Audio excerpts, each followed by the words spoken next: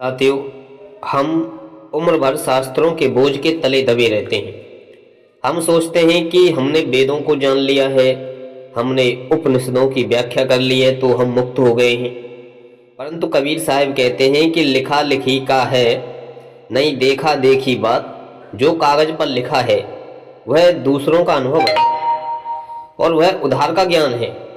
क्या किसी के भोजन करने की कथा सुनने से तुम्हारा पेट भर सकता है? कदापि नहीं भर सकता। पेट भरने के लिए स्वयं निवाला तोड़ करके मुख में डालना पड़ेगा। यही अंतर है एक विद्वान और एक ज्ञानी में।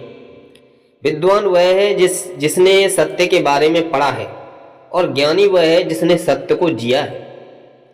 सर्वानंद ब्राह्मण के पास सूचनाओं का भंडार था, पर शांति की एक बूंद भी नहीं थी।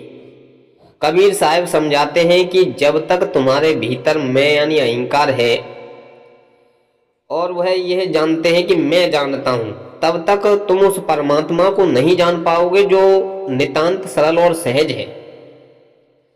कबीर साहब का वह शब्द जो आज समाज के लिए बड़ा प्रहार है, वह जिसकी दृष्टि यानी चमड़ी पर है।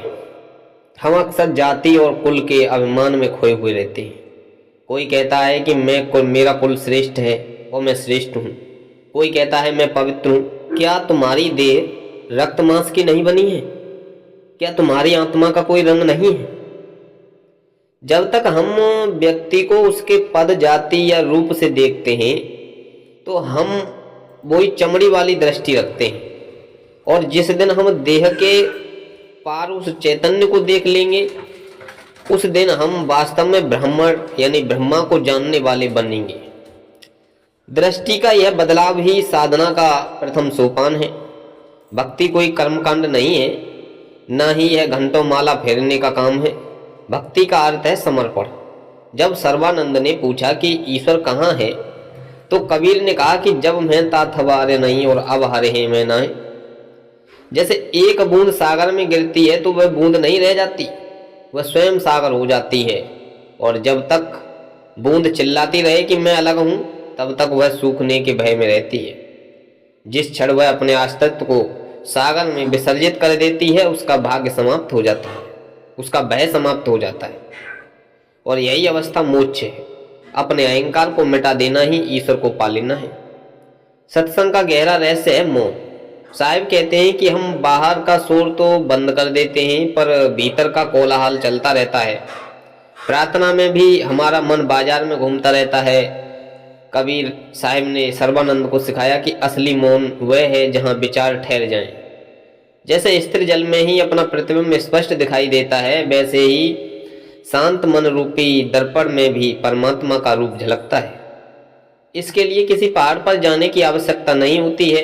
अपने भीतर उतरना होगा और अपनी आती जाती सांसों के प्रति जागरूक होना पड़ेगा। और यह सबसे बड़ी साधना है, जिसे हम अजपा जाप कहते हैं, जहां नाम जपना नहीं पड़ता बल्कि नाम स्वतः चलने लगता है। आज का मनुष्य समझता है कि परिवार छोड़ देना ही संन्यास है। कबीर ने इस भ्रांति को तोड़ा। उन्होंने स्वयं जुलाई का काम करते हुए, चादर बुनते हुए परमात्मा को पाया। और वे कहते हैं कि कीर्तियों से कोस 20, सन्यासी से 30, और ग्रही के हृदय बसो बैरागी के शीश।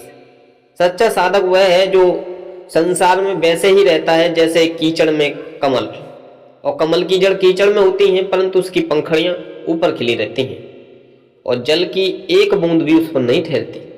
गृहस्थी में रहकर भी अपनी जिम्मेदारियों को ईश्वर का कार्य मान करके सबसे बड़ी पूजा मान लेनी चाहिए।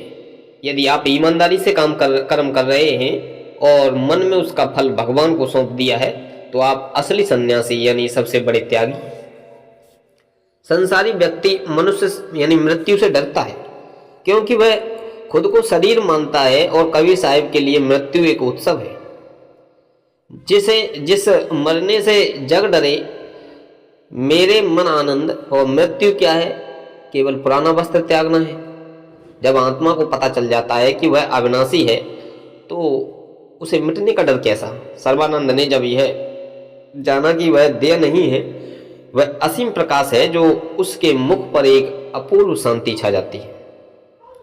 साधु की संगति और सत्संग का केवल एक ही लक्ष्य है कि स्वयं की पहचान करना।